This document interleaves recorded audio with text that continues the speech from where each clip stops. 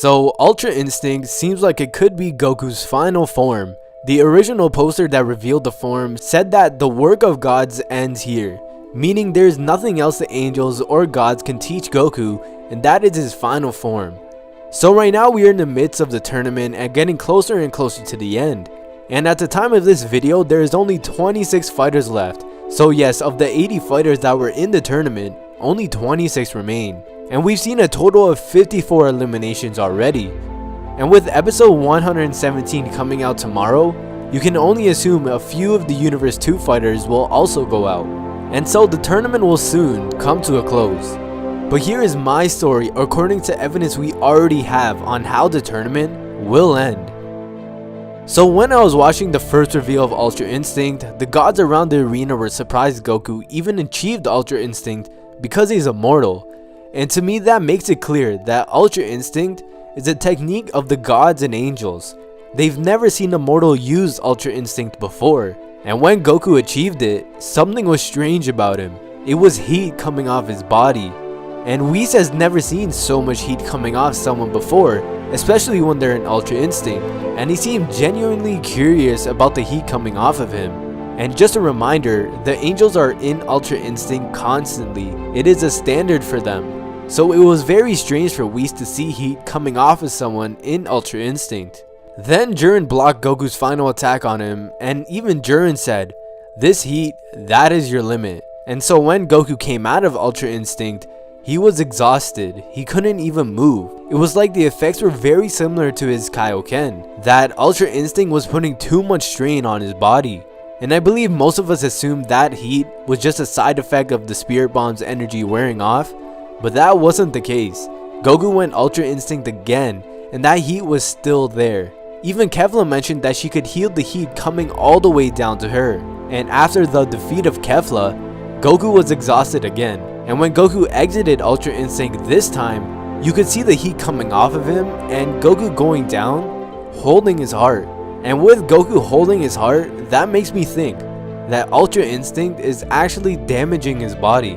So that's 2 times Goku's used Ultra Instinct and he's left hurt and completely exhausted even though he sustained no damage. And as everyone expects soon enough, we are going to get the rematch between Jiren and Goku at some point during the tournament, probably near the end.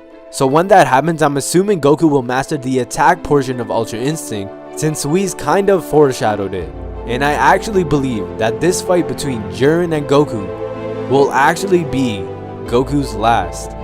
Because to me, the evidence is pointing towards it. Goku will die in the final moments of the tournament. So at first, the gods were surprised that a mortal was even able to attain Ultra Instinct. They've never seen a mortal do it before. And when Goku achieved it, Whis was genuinely curious about a strange heat that was coming off of him. And they even mentioned the heat again with Jiren. And the angels are always in Ultra Instinct and never experience any heat. And never lose any stamina rapidly like Goku. And every time Goku exited Ultra Instinct, he was exhausted, he couldn't even move. And one time he was even holding his heart. And with the constant mentioning of the heat, and the heat being constantly shown coming off of Goku, I believe that this heat is actually a side effect of a mortal obtaining a technique that his body is clearly not ready for. Since the way Goku obtained it was not normal, the angels and gods of destruction obtained it through intense training. Goku obtained it through a near-death experience. It makes me assume that his body is not yet ready for the Ultra Instinct technique or form. So when Goku has his final fight with Jiren, and after mastering the attack portion, he'll defeat Jiren by knocking him out, but at the cost of his own life. And after he defeats him, Goku will go down once again, but this time he won't get up. The heat will have put so much strain on his body that he couldn't handle, and it will kill him in the end. That's how I believe the tournament will end, with Goku dying, because they put so much emphasis on the strange heat and Goku being hurt after Ultra Instinct that it almost makes sense that it's clearly killing him.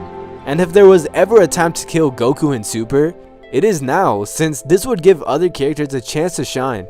This would give Vegeta the opportunity to be the star of his own adventure to planet Sadala. Of course, that's assuming all the universes will be revived, and with Goku being dead, it would give Vegeta the main amount of screen time during his adventure to Planet Sadala. Maybe we could even get mini arcs about Jiren's past, the other universes, Gohan, a new villain might even pop up without Goku, and the Z Fighters will have to defeat that villain without Goku. To me, killing off Goku makes too much sense. It gives Super so much opportunities, because it means you don't have to give him the main amount of screen time. We can get stories about basically everyone else, and we've got so much new characters that we know absolutely nothing about.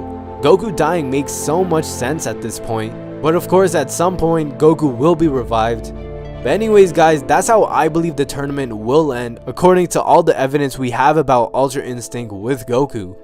Anyways guys, as always, till next time, I'm TGMTube, and I'm out.